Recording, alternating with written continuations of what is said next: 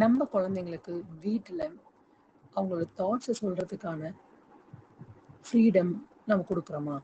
இது ஒரு big question. ஏன்னா நான் ஒரு தடவை ஸ்டூடெண்ட்டுக்கு கிளாஸ் எடுத்துட்டு இருக்கும்போது I take classes for Indian and international kids. ஒரு இன்டர்நேஷ்னல் கிட்ஸ் சொன்னா ஷி வாஸ் டூயிங் கிரேட் 6. அப்போ 6வது படிச்சுட்டு இருந்தா அந்த பொண்ணு. நம்ம எங்க வீட்டுல நான் எதை சொல்றதும் கேட்கறதுக்கு அவங்க தயாரா இல்லை. எதை சொன்னாலுமே அவங்க ஜட்ஜ்மெண்டெல்லாம் இருக்காங்க. அவங்க வந்து முடிவு பண்ணிக்கிறாங்க, எனக்கு இது வராது, இது தெரியாது, இது நான் பண்ண மாட்டேன்னு சொல்லிட்டு அவங்களா சொல்லிட்டு ஜட்ஜ் பண்ணிக்கிறாங்க. இது வந்து அதனாலயே நான் வந்து எதையும் ஷேர் பண்ணிக்க விரும்புறது இல்லை. At one point of time நான் எதை சொன்னாலுமே வந்து தேவர் ட்ரீட்டிங் மீ பேட், இல்லை தேர் ஜட்ஜிங் மீ. அப்படி இருந்துட்டு இருக்கும்போது எனக்கு வந்து அது சொல்ல பிடிக்கல. அதனால மோஸ்ட்லி இப்பெல்லாம் சைலண்டா இருக்கிறேன் அப்படின்னா. So I analysed from her family that அவங்களுக்கு அவங்க பேரண்ட்டுக்கு அப்பா அம்மா both are working. So they had 3 kids. அந்த 3 கிட்ஸில் வந்து ஷீ இஸ் எல்டஸ்ட் ஒன். அந்த எல்டஸ்ட் குழந்தைக்கு வந்து பேசுறதுக்கான சுதந்திரம் வீட்டில் இல்லை. அதே மாதிரி ரிலேட்டிவ்ஸ் வந்தாலும் சரி, இல்லை பேரண்ட்ஸ் ஏதாச்சும் சொல்லிட்டு இருந்தாலும் when she tries to share her thoughts, they keep on cornering her. உனக்கு இது தெரியாது, உனக்கு இது வராது, you are not that good enough அப்படின்னு திரும்ப திரும்ப சொல்றதுனால அந்த குழந்தைக்கு நம்ம எதை சொன்னாலும் கேட்க போறது இல்லை. அப்புறம் ஏன் நம்ம பேசணும்னு சொல்லிட்டு ஒரு பாயிண்ட் ஆஃப் டைம்ல உணர ஆரம்பிச்சதுனால அதுல இருந்து அந்த குழந்தை பேசுறது சரியா பேசுறதில்ல, வீட்டுல கம்யூனிகேட் பண்றது இல்லை. இதுதான் நான் இது மூலமா எனக்கு என்ன தெரிய வந்துச்சுன்னா, குழந்தைங்களுக்கு நம்ம வீட்டுல பேசுறதுக்கான சுதந்திரம் நம்ம தரணும். அவங்க தோட்டத்தை ஷேர் பண்றதுக்கும் நம்ம கொஞ்சம் கொஞ்சமா வந்து we have to allow.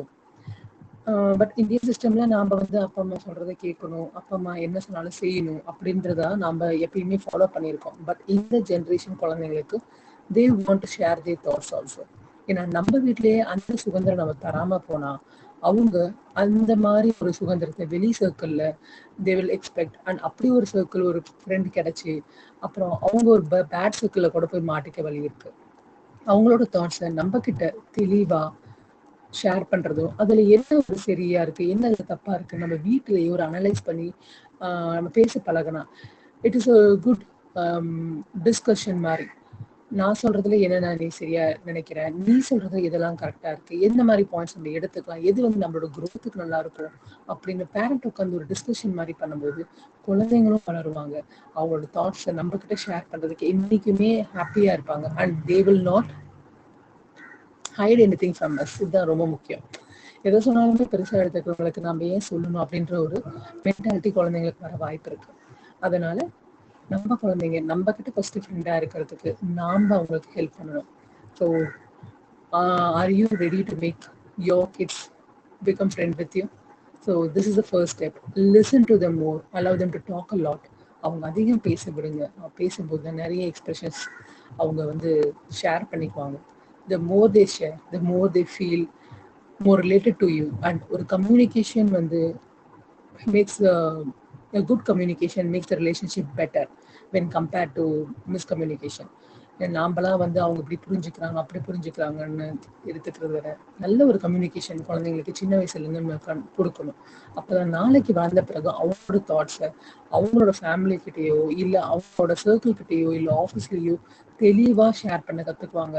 Because communication place a very very vital role in relationship and everywhere you go. Hope you understood this.